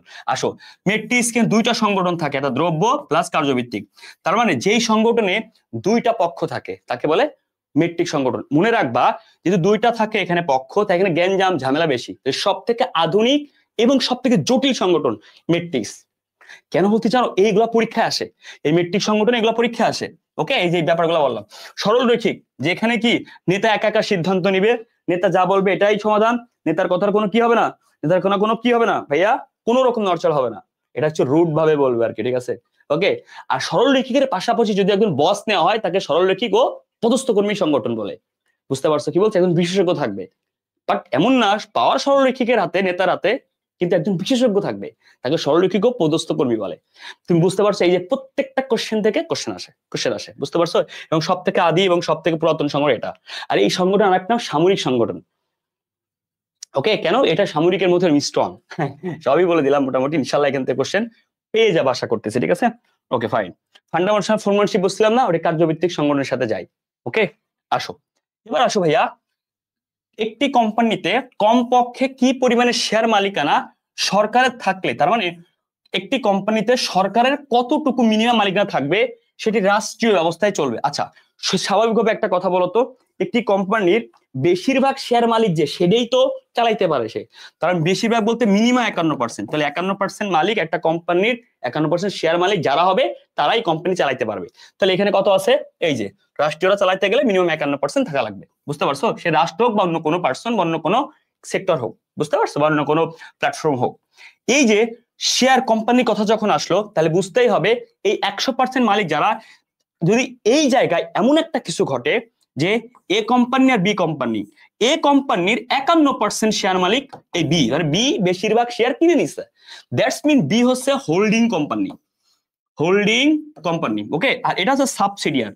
তা আমরা কেন এখানে একে এইটা সরকারকে হোল্ডিং কোম্পানি বলছি না, কারণ সরকার অন্য কোনো কোম্পানি, সরকার কোনো কোম্পানি এটা পক্ষ, এখানে দুইটা কোম্পানি, বি কোম্পানি 51% শেয়ার মালিক কিনতেছে, দ্যাটস মিন বি হচ্ছে হোল্ডিং, আর এ একটু লসেস আছে, এটা সাবসিডিয়ার, বির আন্ডারে এ। আর এখানে সরকারের কোনো কোম্পানির পক্ষ না, সরকার একটা সংগঠন, একটা কি সেক্টর যেখানে তারা নিয়ন্ত্রণ করতে পারবে, দ্যাটস মিন এইটা না যে সরকার একটি হোল্ডিং। খবরদার এটা ভুল করবা কিন্তু, হ্যাঁ, যে বলে যে এ কোম্পানির 51% শেয়ার মালিক কি রাষ্ট্রীয়, তুমি বলে দিলে যে রাষ্ট্র হচ্ছে হোল্ডিং কোম্পানি, মাধ্যম একদম, ঠিক আছে? তখন হোল্ডিংটা আসবে, তখন রাষ্ট্র একটা পক্ষ হিসেবে কাজ করবে। এই কোশ্চেনগুলো স্টুডেন্ট ভুল করে এবং এরকম কোশ্চেন গুচ্ছতে দেওয়ার সম্ভাবনা আছে, এই জন্য আলোচনা করলাম। কোন ধরনের পরিকল্পনা কার্যক্রম? পরিকল্পনার ক্ষেত্রে প্রশ্ন হবে একক পরিকল্পনা থেকে বা একাত্মক, একক বা হচ্ছে একাত্মক পরিকল্পনা থেকে এমসিকিউ আসবে, এর কি ভিতর থেকে। 2 নম্বর পরিকল্পনা থেকে প্রশ্ন আসবে, স্থায়ী পরিকল্পনা থেকে প্রশ্ন আসবে, ঠিক আছে? স্থায়ী পরিকল্পনা থেকে প্রশ্ন আসতে পারে। একক বা একাত্মক পরিকল্পনা কি কি? মনে করো একটা কর্মসূচি করেছো, একটা প্রকল্প করেছো, একটা কর্মসূচি করেছো, ঠিক আছে? ঠিক আছে, যে কোনো একটা কি বা নির্দিষ্ট কাজ করেছো, উদ্দেশ্য, এগুলো সব কি একাত্মক বা একক পরিকল্পনা। আর স্থায়ী পরিকল্পনা কি? রীতি, নীতি, ঠিক আছে, ওকে, নীতি কৌশল, ঠিক আছে, নীতি নীতি কৌশল, বুঝতে পারছো? এই সবকিছু কি একাত্মক না স্থায়ী পরিকল্পনা। তাহলে আলটিমেটলি এখানে বলেছে কোন ধরনের পরিকল্পনা দৈনন্দিন কার্যকর সম্পর্ক। তাহলে দৈনিক তোমার সাথে ঘটতেছে কোনগুলা, যেগুলো তুমি রেগুলার করতেছো, রাইট, এগুলাই তোমার সাথে কি দৈনিক ঘটতেছে। দ্যাটস মিন তুমি যে কাজগুলা করছো কৌশল, কারণ তোমার কি দৈনিক কি তোমার প্ল্যান করা লাগে না, কাজ করা লাগে না, তুমি যে কাজটা করতে তার মধ্যে কৌশল প্রয়োগ করতে হয়। তাহলে কাজ করার সিস্টেম তুমি প্রতিনিয়তই কাজে লাগাচ্ছ, দ্যাটস মিন কৌশল হচ্ছে তোমার দৈনন্দিন লাগে, ঠিক আছে ভাইয়া? আর এই যে যা শিখাইলাম এগুলো হচ্ছে প্রশ্ন এভাবেই হবে, নিচেই কোনটি একাত্মক পরিকল্পনা, কর্মসূচি, প্রকল্প, সবকিছু কি এক বিশদ প্রকল্প একাত্মক পরিকল্পনা, বুঝতে পারছো? আর কোনটি স্থায়ী পরিকল্পনা, কোন বিষয়ের রুলস, নীতি, কৌশল, ওকে, বুঝতে পারছো কি বলছি? এসব কি আইন, স্থায়ী পরিকল্পনা। এখান থেকে প্রশ্ন হবে, আগের থেকে হুঁশিয়ার করলাম, ওকে। আর উত্তম পরিকল্পনার বৈশিষ্ট্য নমনীয়তা, তারপরে সরলতা, স্পষ্টতা, লিখিত, এগুলো হচ্ছে কি উত্তম পরিকল্পনার বৈশিষ্ট্য। এখান থেকে প্রশ্ন হয়। তাহলে এই টপিকসটা ক্লিয়ার, যার কারণে তোমার ইনশাআল্লাহ আর কোনো প্রবলেম হবে না যদি অন্য টাইপের প্রশ্ন আসে। এমআইআর সেটাও ব্যাংক রিলেটেড কোশ্চেন, মানে ব্যাংকিং রিলেটেড, ব্যাংক সেক্টর আসে আর কি। ম্যাগনেটিক ইন ক্যারেক্টার রিকগনিশন, বুঝতে পারছো? 20 নম্বর কোশ্চেন। ভালো দেখো, খ নম্বরে দেখছো এই যে, ওকে। আলটিমেটলি এই ভালো করে মিনিং সহ পড়বা, কারণ এই কোশ্চেন মিনিং এই জন্য পড়বা কারণ অনেক সময় এক দুইটা ওয়ার্ডের ডিফারেন্স দেয়, ওকে। মুখস্থবিদ্যা কোশ্চেন। মানব সম্পদ, ভেরি ইম্পর্টেন্ট কোশ্চেন, প্রথম পত্রের 2য় অধ্যায় থেকে এসেছে কোশ্চেনটা। মানব সম্পদ কোন? আমরা যখন ইয়াতে ছিলাম, ঠিক আছে, 9-10 ছিলাম, আমরা অ্যান্সার করতাম সামাজিক। ভাইয়া ঠিক আছে, তুমি যদি মানব জাতি বলে মানে মানুষকে বুঝায়, মানব সম্পদ বলতে মানুষটা, মানব সম্পদ বলতে কি কি আছে, বিল্ডিং, মানুষের সৃষ্টি, তার মানুষের প্লেস, তারপর হচ্ছে মানুষের কি গাড়ি বাড়ি, এগুলো মানে সবকিছু কি কি অর্থের সাথে রিলেটেড। তার মানব সম্পদ কি একটা অর্থনৈতিক পরিবেশের অন্তর্গত। কিন্তু যদি বলে মানব জাতি বা জনসংখ্যা, এগুলো হচ্ছে কি সামাজিক, কিন্তু যদি বলে জনসম্পদ, ভাই জনসম্পদ যে কথা, মানব সম্পদ একই কথা, অর্থনৈতিক। তাহলে প্রশ্ন হচ্ছে এখান থেকে কি জানো, প্রাকৃতিক থেকে কম আসে প্রশ্ন, হয় এখান থেকে রাজনৈতিক থেকে আসে, তারপর হচ্ছে তোমার কি অর্থনৈতিক থেকে আসে, সামাজিক থেকে আসে, এখান থেকে বেশি প্রশ্ন হয়, বুঝতে পারছো? প্রাকৃতিক থেকে কম হয়। আর অর্থনৈতিক সব থেকে ইম্পর্টেন্ট মানব সম্পদ, ঠিক আছে। সুনাম, গুডউইল, যার সুনাম ভালো সেই কোম্পানি প্রফিট ভালো, সম্মান, এটা হচ্ছে কি অর্থনৈতিক পরিবেশ। ঋণ, বিনিয়োগ, অর্থনৈতিক পরিবেশ, এগুলো পরীক্ষায় আসে। তাহলে দ্বিপাক্ষিক চুক্তি, এটা ভালো করে পড়বা। মানে এই যে উদাহরণগুলা দিলাম এগুলো একটু ভালো করে দেখবা, কারণ এখান থেকে অনেক বেশি প্রশ্ন হয়, ঠিক আছে ভাইয়া? এগুলো একটু মাথায় রাখবা। ও অর্থনীতিকে তার প্রাথমিক শিল্প, এটাও আসে, এটা খুবই ইম্পর্টেন্ট আর কি। হ্যাঁ, আসো রাজনৈতিক পরিবেশটা একটু দেখবা, রাজনৈতিক, অর্থনৈতিক, সামাজিক, ওকে, এগুলো এই তিনটা একটু ভালো করে দেখবা। আচ্ছা, ওয়াক দা জব, আচ্ছা অফ মানে কি বাদ, দা জব মানে জবের বাইরে, ওকে, প্রশিক্ষণ নয়। আচ্ছা এখানে এটা এসেছে তোমার 2য় পত্রের ঠিক, ওকে, 2য় পত্রের ঠিক 5ম অধ্যায়ের প্রশিক্ষণ থেকে, ওকে। আসো তাহলে এখানে বলেছে ওয়াক দা জব, প্রশিক্ষণ নয়। আচ্ছা ওয়াক দা জব মানে কি? বাংলা যদি বলি প্রশিক্ষণ 2 প্রকার, একটা হচ্ছে কি কাজের মধ্যে, ভালো করে ক্লিয়ার করো এখান থেকে কিরকম প্রশ্ন হয়, তাহলে তোমার পড়াটাও সুবিধা হবে, এখন রিভিশন হবে, তুমি পরীক্ষার হলে গেলে ও ভাইয়া তো এটা বলছিল। 2 নম্বর হচ্ছে কাজের বাইরে, তাহলে কাজের মধ্যে প্রশিক্ষণ আর কাজের বাইরে প্রশিক্ষণ, ভালো করে বুঝো, ঠিক আছে? এটা হচ্ছে ওয়ান দা জব, এটা ওয়াক দা জব। আসলে ইংলিশও ক্লিয়ার করলাম, তোমার প্রবলেম না হয়। তাহলে কাজের মধ্যে মানে কি কাজ রিলেটেড, তাহলে কাজের মধ্যে কাজ করতে, ইন্টার্নশিপ, হাতে কলমে কাজ করা, হাতে কলমে শেখা। তাহলে একটা আছে কাজের মধ্যে, একটা কাজের বাইরে, যেখানে কাজ থাকবে না, যেখানে কি তোমার আলোচনা থাকতে পারে, কোনো কাজ দেয়, সেমিনার, ডিসিপ্লিন, রুলস, মানে এই ব্যাপারে হচ্ছে কাজের বাইরে, ওকে ফাইন। তাহলে কাজের মধ্যে সবদিন তুমি কোনো কোচিং এর লার্নিং করতেছো, এটা তোমার কাজের ভিতরে। তুমি কোনো পদে আসো, এটা কাজের মধ্যে। তুমি কিছু শিখতেছো, শিক্ষানবিশ, সেটাও কাজের মধ্যে। তুমি কোনো লার্নিং মুভমেন্ট আছে, সেটাও কাজের মধ্যে। কাজের বাইরে কি আড্ডা দিয়া, গল্প করা। তাহলে কাজের বাইরে থেকে ইম্পর্টেন্ট সব থেকে বেশি, কারণ এখানে উদাহরণ বেশি, বুঝতে পারছো? কোন একটা নাট্য অভিনয় দেখা পদ্ধতি, কোন একটা জিনিস কি মানে রেস্ট নেওয়া, কোন একটা জিনিস কি তোমার অবজারভেশন করা, দেখা, ঠিক আছে, লেখা, এগুলো কাজের কি বাইরের অংশ, ঠিক আছে? তো এই যে কাজের বাইরের কি কি প্রশিক্ষণ, এটা তুমি অটো পারবা যদি কাজের মধ্যে একটা ক্লিয়ার। তাহলে কাজের মধ্যে শিক্ষানবিশ, শিক্ষানবিশের কি আর ইন্টার্ন শেখা, লার্নিং, ওকে। তারপর কি আছে তোমার কোনো কিছু কি পরীক্ষা নিরীক্ষা করা, ঠিক আছে, পর্যবেক্ষণ করা, এগুলো সব কি শেখা, নতুন কিছু উদ্ভাবনী তৈরি করা, কোচিং, এগুলো আছে কাজের ভিতরে, ওকে। আর কাজের বাইরে তো বুঝছোই, কোনো একটা ঘটনা, কোন একটা পদ্ধতি, কোন একটা সেমিনার, কোন একটা আলোচনা, কোন একটা নাট্য অভিনয়, কোন একটা গল্প, এই ব্যাপার হচ্ছে কাজের বাইরে। ওকে ভাইয়া, তাহলে প্রশ্ন হবে কোনটি কাজের ভিতরে প্রশিক্ষণ, কাজের ভিতরে নয়, কোনটি কাজের বাইরে প্রশিক্ষণ, কাজের বাইরে নয়। ওকে ভাইয়া, তাহলে এখানে বলছে ওয়াব দা প্রশিক্ষণ নয়, মানে ওয়াব দা মানে কাজের বাইরে, নয় মানে কি কাজের বাইরে নয়। বাপ রে বাপ, আমরা জানি কাজের বাইরে কি কি, এখানে তো বলছে কাজের বাইরে নয়, তাহলে কাজের বাইরে নয় মানে কি কাজের ভিতরে। ইয়াস, কোশ্চেনটা খুবই সহজ কিন্তু অ্যান্সারটা ভাবতে গেলে জটিল। ওকে, ইন্টার্নশিপ কি কাজের ভিতরে, তার মানে অ্যান্সার কাজের বাইরে নয়, দ্যাটস মিন কাজের ভিতরে কোনটা দেখাও। এটা সেমিনার, কোনো কনফারেন্স, এগুলো জাস্ট কি কাজ নাই, কাজ মানে কি শেখা হাতে কলমে কোনো কিছু, এটা জাস্ট কি গল্প আড্ডা। হ্যাঁ তুমি বলে এখানে তো শেখার আছে, এখানে কি শুনে শুনে শিখতেছো, কাজ করতেছো না ফিল্ডে। ওকে, আমার মনে হয় এই টপিকসটা ক্লিয়ার করলাম। প্রশিক্ষণ থেকে কিন্তু প্রশ্ন হবে, বারবার বলতেছি। ওকে, আর প্রশিক্ষণ হচ্ছে কর্মসংস্থানের শেষ ধাপ। আর প্রশিক্ষণের মাধ্যমে কি জানো, একটি কর্মীকে কি তার ব্রেন ডেভেলপমেন্ট হয়, কাজের প্রতি আগ্রহ তৈরি হয়। ওকে, তার একটা কর্মীকে কি এটা একটা আত্মসন্তুষ্ট তৈরি হয়, বুঝতে পারছো, সেলফ কি একটা তোমার সন্তুষ্টি পায় আর কি একজন কর্মী, বুঝতে পারছো, এটা পজিটিভ থিঙ্কিং তৈরি করে। এটা নিয়ে কিন্তু প্রশ্ন আসে অনেক সময়, ন্যাচারাল কোশ্চেন আসলে এখানে দেয়। শপ ম্যানেজমেন্ট, আচ্ছা এইখান থেকে দেখেই তোমার কি মনে হচ্ছে যে ভাই এটা কোনো কথা, মানে নাম আবার পালো না। তাহলে এই বেশিরভাগ ক্ষেত্রে ম্যানেজমেন্টের নাম এইগুলা সংজ্ঞা দেয় এফডব্লিউ টেইলর। তো মনে রাখবা শপ ম্যানেজমেন্ট, তারপর ফান্ডামেন্টাল ফোরম্যানশিপ, তারপরে ম্যানেজমেন্ট সম্পর্কে একটা বৈজ্ঞানিক বই, পার্থক্য এই যে নামগুলাই সব লিখেছে কেডা, আমাদের এফডব্লিউ টেইলর কাকু, ঠিক আছে। সায়েন্টিফিক ম্যানেজমেন্ট বইটা ও লিখেছে। হ্যাঁ ওকে, হেনরি ফেল কি ওই যে অ্যাডমিনিস্ট্রেশন একটা বই ছোট লিখেছে ও, ওর ব্যবস্থা নীতি কয়টি, 14টি, ওর দায়িত্ব কয়টি, 16টি, বুঝতে পারছো, ক্লিয়ার।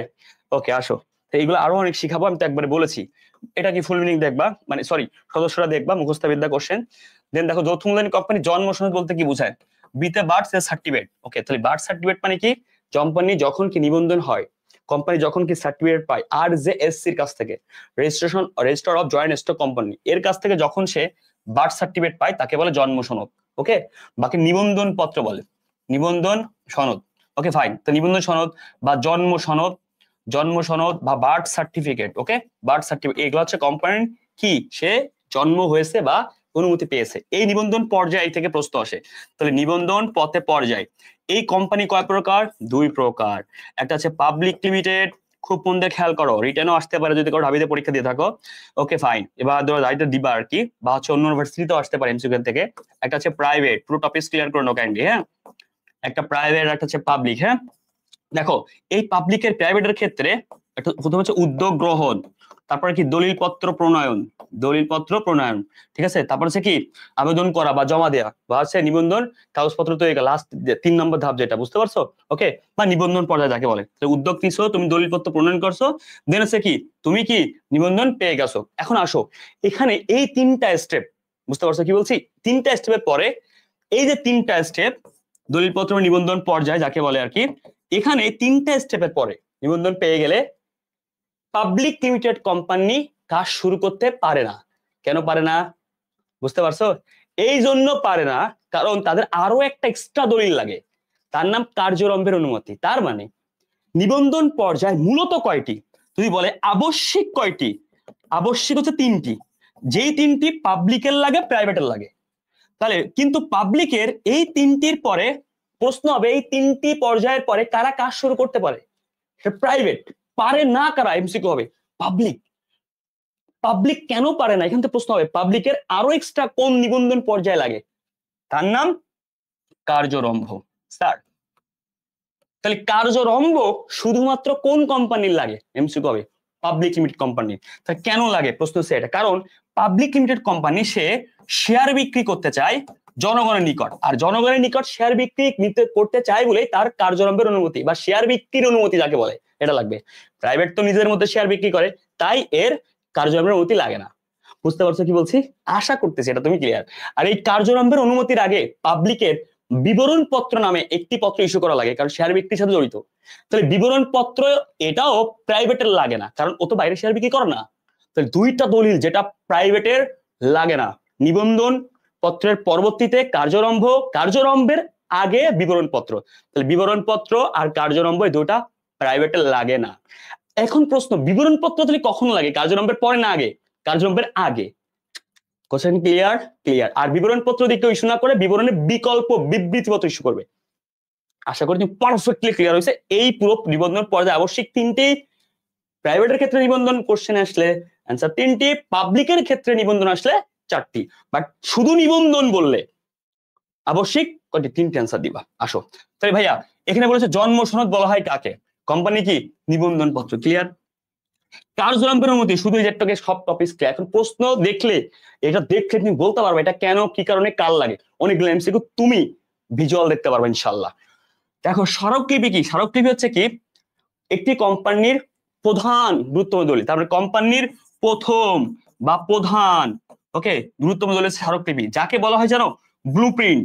কোম্পানি ব্লুপ্রিন্ট বা নীল নকশা বলা হয়, যাতে কোম্পানি ভিজুয়াল ভবিষ্যৎ লেখা থাকে। তাহলে একটি কোম্পানির প্রথম প্রধান গুরুত্বপূর্ণ দলিল আছে স্মারকলিপি। যেই স্মারকলিপির ধারা কয়টি? 6টি। ওই 6টি দ্বারা কিন্তু আবার পর্যায়ক্রমে, যেখান থেকে প্রশ্ন হবে 1 নম্বর ধারা, 2 নম্বর ধারা, 3 নম্বর কোনটি, এটা ডিটেলস পাবে এই টপিকস আসলে। আবার আমি টোটাল ব্যাপারটা তোমাকে ক্লিয়ার করে দিলাম ইনশাআল্লাহ। হ্যাঁ, তাহলে জন্ম সনদ, বার্থ সার্টিফিকেট, এখান থেকে নিবন্ধন পর্যায়ে জড়িত পুরোটা ক্লিয়ার ইনশাআল্লাহ, তোমার এর বাইরে কোশ্চেন যাবে না। আসো, কোন দক্ষতাতে সকল প্রকার সমানের প্রয়োজন? আচ্ছা দেখো তো, কোন দক্ষতা সকল প্রকার ব্যবস্থাপকের প্রয়োজন? তাহলে এখানে তুমি জানো যে ভাইয়া একজন হচ্ছে কাজ, মানবিক সব, তুমি এখানে অ্যান্সার দিবা কি জানো? মুখস্থ বিদ্যা। ভাইয়া ভালো করে শিখো, এই দক্ষতা আবার তাহলে কয়টা? খুব গুরুত্বপূর্ণ কোশ্চেন এটা। হ্যাঁ, দক্ষতা কি? একটা মানুষের কি হয়, ভালো করে শুনো, ধারণাগত বা চিন্তা, বিভিন্ন নাম থাকে, চিন্তা দক্ষতা, ওকে। মানুষের কি থাকে? যোগাযোগ, মানুষের তো যোগাযোগ করার দক্ষতা থাকতে হবে, ঠিক আছে। তারপরে কি থাকে? যোগাযোগ বা আন্তঃব্যক্তিত্ব, মানে ব্যক্তিগতভাবে তার সাথে মিশার মানুষের সাথে। হ্যাঁ, তারপর হচ্ছে মানুষের সাথে প্রেমের সম্পর্কের কথা বলিনি। আন্তঃব্যক্তিত্ব মানে কি? ভালো করে মিশতে পারা বা যোগাযোগ করা, ওকে, একই জিনিস। তারপর কারিগরি দক্ষতা, এগুলো থাকতে পারে। হ্যাঁ ভাই, এগুলো তো আমরা কখনো পড়িনি। আরে ভাই, এগুলো প্রশ্ন হয়, এত কিছু ডিটেলস অনেকে অনেক সময় পড়ায় না, প্রশ্নের সাথে রিলেটেড কিছু কিছু আছে, বইয়ের বাইরেও আসে, টপিকস রিলেটেড আর কি। তাহলে চিন্তা বা দক্ষতা, একজন কর্মী যারা উচ্চ পর্যায়ে থাকে, তাহলে যারা উচ্চ পর্যায়ে থাকে তাদের জন্য কি এটা সব থেকে বেশি ইম্পর্টেন্ট। তাহলে সব থেকে গুরুত্বপূর্ণ উচ্চ পর্যায়ের জন্য কোন দক্ষতা? চিন্তা এবং কি ধারণাগত দক্ষতা। আসো, কারিগরি মানে কি? যারা নিচু পর্যায়ে আছে, যারা কাজ করতে হবে, তাদের কাজ করতে হবে, তারা কাজ ছাড়া কিছু বোঝেই না, তাদের কাজ সম্পর্কে বেশি, মেশিন চালানো সম্পর্কে বেশি ধারণা থাকতে হবে। এটা যদি উচ্চ পর্যায়ে কেউ সে করা হবে না। কিন্তু এই যোগাযোগ কি, ওই নিচু পর্যায়ে যে কাজ করে, উচ্চ পর্যায়ে যে থাকে, সবার এই গুণ থাকতে হবে। তাহলে সবার মধ্যে যে গুণ থাকতে, যোগাযোগ, এখানে মুখস্থ করে গেলে যোগাযোগ, পরীক্ষার শান্ত ব্যক্তিত্ব, তখন মানুষের সাথে মিশতে পারা, তখন তখন কি পারবে? তখন তুমি সেটটা খেতে। তাই আমি তোমাকে ডিটেলস ক্লিয়ার করলাম, ওকে। আন্তঃব্যক্তিত্ব বা যোগাযোগ, এগুলাকে সবার মধ্যে থাকতে হবে। কারিগরি সব থেকে বেশি দরকার নিচু, ধারণাগত বা চিন্তাশীল সব থেকে বেশি দরকার উঁচু পর্যায়ে, ওকে ডান। আসো, কপিরাইট কোন ধরনের সম্পত্তি? এটা অস্পর্শনীয় সম্পদ। তাহলে অস্পর্শনীয় স্থায়ী সম্পদ, এটার উপর ধরাই কি? অবলোপন। তাহলে শুধুমাত্র এটা না ভাইয়া, কপিরাইট, পেটেন্ট, ট্রেডমার্ক, গ্রন্থসত্তা, অথবা কি তোমার কি আছে, কপিরাইট আছে, পেটেন্ট আছে, ট্রেডমার্ক আছে, সুনাম আছে, এগুলোর উপর অবলোপন ধরা হয়, ঠিক আছে। এগুলো অস্পর্শনীয় স্থায়ী সম্পদ। আর এই কপিরাইটের কি মেয়াদটা দেখবা, আর এটার কি জেল জরিমানাটা দেখবা। সেম ভাবে পেটেন্ট আর ট্রেডমার্ক, এই দুটার কি মেয়াদ দেখবা, জেল জরিমানা দেখবা, ঠিক আছে। জেল জরিমানা কাজে লাগে আর কি। হ্যাঁ, আসো, পদমর্যাদা হতে যে নীতি সৃষ্টি হয়। পদমর্যাদা মানে কি? ভালো করে বুঝো। পদমর্যাদা মানে পদ, পদবি, আমরা বাংলা ভাষায় এগুলোর একটা সুন্দর নাম দিয়ে থাকি। তো এটা হচ্ছে একটা আনুষ্ঠানিকতার মধ্যে কি হয়, যার পদ যে তার অতটুকুই কি নেতা দেওয়া হবে। একজনের পদ কি আছে? এমডি, তার অতটুকু দায়িত্ব। তাহলে আনুষ্ঠানিক যার পদ কর্মচারী, ঠিক আছে, হিউম্যান রিসোর্স ম্যানেজার, তার অতটুকু দায়িত্ব হবে। তাহলে এই পদমর্যাদার ভিত্তিতে সুন্দর করে আনুষ্ঠানিক নেতৃত্বে কি করা হয়? সুন্দর করে সমাধান করা হয়। যদি বলা হয় কাজ দেখে বা কাজের তোমার কর্মীদের কাজের প্রতি ফোকাস দেওয়া হয়, তাহলে কি হবে ভাই বলতো? কর্মকেন্দ্রিক। কর্মীদের কাজ টাজ কোনো কিছু না দেখে তাদের মরে যা, আমার দরকার নেই, আমার কি কাজ, ওকে লাগবে, কর্মকেন্দ্রিক। ভাই তোরা সুস্থ মানে আমি সুস্থ, ওকে ফাইন, কর্মী কেন্দ্রিক নেতৃত্ব, ওকে। এই ব্যাপারগুলো ছোট করে কাজে লাগে। আর যেই নেতৃত্বে কর্মীদের মধ্যে ইতিবাচক বা পজিটিভ ধারণা ফেলে, ইতিবাচক যেটা নেগেটিভ, সরলরৈখিক, হুমকি দামকিতে কাজ করা হয়, একটু নেতিবাচক আছে কিন্তু, বাট গণতান্ত্রিক বা পরামর্শমূলক একটু পজিটিভ আছে কিন্তু এখানে, ওকে ভাই। আসো, দেখো সমবায়ের সাফল্যের ভিত্তি কি? সমবায় সমিতি মানে কি? দোষের সমতা, সমিতির সাথে কি সমবায়, দোষের সমতা, সবার মধ্যে এক থাকে, তাই না ভাইয়া? সবাই একতাবদ্ধতা থাকে। এখানে কিন্তু কি মানে একে সকলের তরে সকলে, আমরা প্রত্যেকে আমরা পরের তরে, এটা একমাত্র বৈশিষ্ট্য, সবার একতা আছে ভাই। বন্ধুত্ব নেবার দরকার নেই, একতা। এই জন্যই যারা কি বলে না একটা কথায়, তুমি যদি ব্যাংকার হতে চাও ব্যাংকারদের সাথে মিশো, ব্যবসায়ী হতে চাও ব্যবসায়ীদের সাথে মিশো, ওকে, তুমি যদি হচ্ছে ভাইয়া টিচার হতো টিচারদের সাথে মিশো। সমবায় কথা বলেছে, সব টিচার একসাথে হইছো আমি সমবায় দিব, সব চাকরিজীবী একসাথে হইছো সমবায় হবে। তাহলে সমবায় হতে গেলে ওই একই পেশার মানুষ একসাথে হতে হবে, কারণ এদের মেন্টালিটি এক, তাহলে একতা। তুমি কেন রিয়েল লাইফে হচ্ছে যার হচ্ছে কি করে লাইফে পড়াশোনা করার অভ্যাস নেই, করে না, বিদেশ চলে যাবে, তার সাথে কেন বন্ধুত্ব করো, তাই না?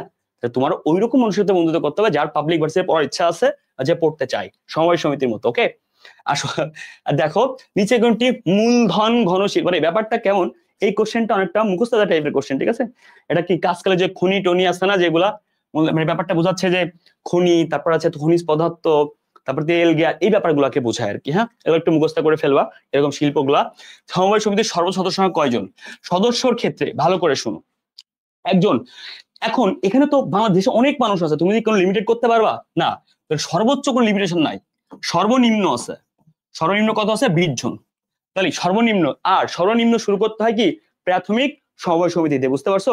তাহলে সর্বনিম্ন কয়জন কি ভাইয়া? সর্বনিম্ন 20 জন। কথা কি ক্লিয়ার? এবং যদি একজন সদস্য অনেক টাকার মালিক হয় নিজেদের মধ্যে, সে চাইলেও 20% অথবা 5 ভাগের 1 ভাগের বেশি শেয়ার কিনতে পারবে না। বুঝতে পারছো কি বলছি? Clear clear clear clear. Okay fine. দেখো সিটি কর্পোরেশন এলাকায়, মানে কি যেটা শহরের মধ্যে এক মালিকের ব্যবসা করতে গেলে, মনে করেন এক মালিকের ব্যবসা কোনো সনদ লাগে না, কোনো দলিল লাগে না, যদি সিটি কর্পোরেশন হয়, বুঝতে পারছো? তাহলে তার কি করতে হবে? ট্রেড লাইসেন্স লাগবে। তাহলে সাধারণত কোনো দলিল লাগে না, লাইসেন্স লাগে না, বাট সিটি কর্পোরেশন হলে তার একটা ট্রেড লাইসেন্স করতে হবে এক মালিকানার ক্ষেত্রে। ওকে ভাইয়া, এটা তুমি জানো আশা করি। আসো ভাইয়া, এই যে ট্রেড লাইসেন্স কি বলে, ওই যে দেখো দেওয়া আছে ব্যবসায়িক লাইসেন্স, ওকে, যাকে সংক্ষেপে ট্রেড লাইসেন্স বলে। নিরপেক্ষ আচরণ মানে কি কোনো পক্ষপাতিত্ব নাই, কোন নীতি সমর্থক? আচ্ছা বলো তো, নিরপেক্ষ আচরণ কখন করা হয়? যখন দুইজনের মধ্যে একটা কম্পেয়ার হবে। ধরো একজনের কি আছে, ম্যানেজার একজন কর্মী টি আর এ দুজন ঝামেলা লাগাইছে, এখন ম্যানেজারের আত্মীয় হচ্ছে টি, এখন যদি আত্মদিক তাকায় সঠিক সিদ্ধান্ত সে না নিতে পারে, সে কিন্তু নিরপেক্ষ আচরণ করতে পারে। তাহলে সাম্যতার নীতি, সাম্যতার নীতি মানে প্রত্যেকটা কর্মচারীর জন্য একই চোখে দেখতে হবে, একই ভাবে ভাবতে হবে, এখানে কোনো পক্ষপাতিত্ব করা যাবে না, তাহলে সাম্যতা লঙ্ঘন হবে। শৃঙ্খলা ভেরি ইম্পর্টেন্ট। একজন কর্মী সে হচ্ছে কম্পিউটার চালাইতে পারে না, তাকে তুমি বসাইছো সেলসম্যানের হিসাব রাখতে বা বেতন হিসাব রাখতে পারবে না, যার যেটা যোগ্য তাকে সেই স্থানে বসাইতে হবে, যোগ্য ব্যক্তিকে যোগ্য স্থানে। দ্যাটস মিন শৃঙ্খলা নীতি, এটা অনেক গুরুত্বপূর্ণ। হ্যাঁ, ওকে ফাইন। দেখো বিকেন্দ্রীকরণ, ক্ষমতা নিচু পর্যায়ে থাকে। নির্দেশনা হচ্ছে তোমার যে কোনো সিদ্ধান্ত বা যে কোনো কাজ সবার সাথে পরামর্শ করে নিতে হবে, একা একা করলে হবে না। একা একা যদি করো, বলো একা একা আদেশ দাও, দ্যাটস মিন আদেশ রক্ষ নীতি। আদেশ রক্ষ নীতির কারণে কর্মীদের নেগেটিভ ধারণা সৃষ্টি হয়। আর নির্দেশনা হচ্ছে কি আলোচনার মাধ্যমে হবে, যে নির্দেশটা কর্মীদেরকে দেওয়া হয় আলোচনার মাধ্যমে। ওকে, আসো পণ্য সম্পর্কে কালগত। আচ্ছা কাল আর একটা কি বলে না দোস্ত, কালকে আসিস, দ্যাটস তুমি কি বললা, সময়টা বুঝাচ্ছ দোস্ত, 12 তারিখে আসিস। 12 তারিখে মানে কি একটা টাইম বা সময়, দ্যাটস মিন কি কালগত বা সময়গত। তার মানে কি কোনটার কারণে তুমি পণ্যের বাধা ধরে রাখতে পারো অনেক সময়, গুদামের কারণে, রাইট? গুদামজাতকরণের কারণে কাল বা সময়গত ভাবে দূর করে। কালের সাথে অনেক আধুনিক ছেলেমেয়েরা পরিচিত না, জাস্ট বললাম আর কি। এখান থেকে আরো প্রশ্ন আসে, খুব টপ নচ কোশ্চেন আসবে এরকম। বিজনেস কিসের সমন্বয়? শিল্প কি ধরনের দূর করে? রূপগত, এটা প্রশ্ন আসবে। তারপরে কি বাণিজ্য বা ট্রেড, এটা কি করে? মালিকানাগত বা ব্যক্তিগত ভাবে দূর করে, মালিক চেঞ্জ করে আর কি, ঠিক আছে? Okay fine. এবার আসো তারপরে কি আছে তোমার, গুদামজাতকরণ কি করে? সময়গত ভাবে দূর করে গুদামজাতকরণ। পরিবহন কি করে? স্থানগত ভাবে দূর করে। ব্যাংক কি করে? ব্যাংক অর্থগত ভাবে দূর করে, রিভিশন করে নাও। বীমা কি করে? ঝুঁকিগত ভাবে দূর করে, বুঝতে পারছো? বিজ্ঞাপন কি করে? পণ্য সম্পর্কে নলেজ দেয়। Okay fine, clear? বাজার সম্পর্কে একটা নলেজ এনে দেয়, জ্ঞানগত আর কি। ব্যবসার ভূষণ কি? টাকা পয়সা কোনো কি না, সুনাম, মানে গুড উইল বোঝাচ্ছে এখানে, যেটা দ্বারা তোমার কি বলে না, তোর ব্যবসায়ের কি সব থেকে বড় অ্যাসেট কি ভাই? আমার এত হাজার কোটি টাকা, নো, আমার গুড উইল আছে, সুনাম আছে, ব্যবসা করতেছি ভালো মানুষের মুখে কখন, আর সুনাম যার তার তো ভাই টাকা ঢুকবেই, স্বাভাবিক। আসো দেখো ভাইয়া, এই হচ্ছে আমাদের টোটাল প্রশ্ন। তো আমি দেখো গুচ্ছের এই প্রশ্ন অ্যানালাইসিস করে জানতে পারলাম যে ভাইয়া এখানে এমন এমন কিছু থিওরি আসে, যেই থিওরি গুলা তোমার আসলেই কি তোমার জন্য প্রাপ্য ছিল না, কারণ এই কোশ্চেন গুলা একটু এরকম ভ্যারাইটিস টাইপের। তার মানে সহজ কোশ্চেন আছে, মুখস্থবিদ্যা আছে, এবং একটু তোমাকে ভাবানোর মতো কোশ্চেন। ওকে, তাহলে আমরা কয় টাইপের প্রশ্ন বললাম এখানে? আমরা এখানে প্রথমে পেয়েছি মুখস্থবিদ্যা টাইপের প্রশ্ন পাইছি, তাই না ভাইয়া? কিছু কিছু প্রশ্ন পাইছি, যেমন হচ্ছে কি শাল টাল টাইপের মুখস্থবিদ্যার মধ্যে। তারপরে কি আছে? পূর্ণরূপ পাইছি। ওকে, কোনো বিভিন্ন সংস্থার নাম পাইছি, এই যে এইগুলো পাইছি। নাম্বার 1 যে প্রশ্নগুলো আমরা সাধারণত পড়ি না, আমরা স্কিপ করি, সেইগুলোর কথা বলছি। নাম্বার 1 আমি পেয়েছি হচ্ছে ব্যাংকিং রিলেটেড কিছু প্রশ্ন পাইছি, বিমা রিলেটেড ওই যে একটা দুটো প্রশ্ন আসছে ভাবলা ছেড়ে দিব, এভাবে করতে করতে সব সারা হয়ে যায়। ওকে, তো বিমা রিলেটেড কোশ্চেন পাইছি। এবার আসো, দেন আমি পাইছি আমার ম্যানেজমেন্টের মধ্যে কিছু কি রিডিং জাতীয় মানে কি ব্রেন দিয়ে, মানে হালকা কোনো মুখস্থ বিদ্যা কোনো বই টই পড়ে যারা এগুলো আসলে 100% অ্যান্সার পাওয়া যায় না, নিজের মেধা দিয়ে আসলে অ্যান্সার করতে হয়। ঠিক আছে, ওকে, নিজের ব্রেন দিয়ে অ্যান্সার করতে হয়। আর বাকি পাইছি আমরা বইয়ের জিনিসপত্র। ওকে ফাইন, বইয়ের পড়াশোনা জিনিসপত্র। ঠিক আছে, তাহলে আমরা কিন্তু এই জায়গায় মুখস্থ বিদ্যা টাইপের কোশ্চেন ও তারপরে বিভিন্ন মানুষের উক্তি পাইছি। তাহলে এই জায়গাটা তুমি একটু লিখে নিতে পারো, উক্তি রিলেটেড কোশ্চেন গুলো এখানে আসবে। ওকে ফাইন, তারপরে কি সাল রিলেটেড কোশ্চেন আসতে পারে, পূর্ণরূপ আসতে পারে, বিভিন্ন সংস্থা। ওকে ফাইন, এবং এই মুখস্থ বিদ্যার পাইছি কি জানো, কোন উদাহরণ বা হচ্ছে বৈশিষ্ট্য, বিভিন্ন কিছুর বৈশিষ্ট্য, এটা কিন্তু খুব গুরুত্বপূর্ণ। বা হচ্ছে কোনটি অন্তর্ভুক্ত আর কোনটি অন্তর্ভুক্ত না, কি ওই যে off the job, on the জবের মধ্যে কোনটি আছে। ঠিক আছে, এই যে টাইপের প্রশ্নগুলা, এগুলা কিন্তু মুখস্থ বিদ্যা। আমরা অনেক সময় পাঠ্যগুলো পড়ি না, আমরা অনেক সময় এর মধ্যে অন্তর্ভুক্ত আইটেম গুলো পড়ি না। তাহলে এই টাইপের মুখস্থ গুলো তোমাকে আমি খুঁটে খুঁটে বলে দিচ্ছি, বই প্রশ্ন এগুলো খেয়াল রাখবা। ঠিক আছে, ওকে, বিমা ব্যাংকিং দুটো দেখবা, বইয়ের বেসিক্যালি যে পড়াগুলো এগুলা পড়বা, প্যারা নেই। এইবার রিডিং ব্রেন দিয়ে এগুলো হালকা পারবা। সবশেষ হলো, অবশ্যই আমাদের যে কোনো বই নিতে অথবা আমাদের যে কোনো কোর্সে ভর্তি হতে তোমরা অবশ্যই পেজে নক দিবা। ভালো থাকবা, সুস্থ থাকবা, ক্লাসটা কেমন লাগছে জানাবা। আর অ্যানালাইসিসের মূল পার্টটা কিন্তু এই যে, তাই তোমাকে ধরা নিলাম, চোখে এখনো আঙ্গুল দিয়ে না, মানে আঙ্গুল দিয়ে দেখা দিলাম। তুমি যদি এবার নিজে এই প্রবলেম গুলা সলভ না করতে পারো, তুমি বিপদে পড়ে যাবা। কারণ ম্যানেজমেন্ট গতানুগতিক পড়ার বাইরে যে কোশ্চেন হয়েছে এই গুচ্ছর 24-25-এ, তোমাকে বুঝাই দিলাম। আসসালামু আলাইকুম, আল্লাহ হাফেজ, ভালো থাকো সবাই, আব্বা মোর সালাম দিও।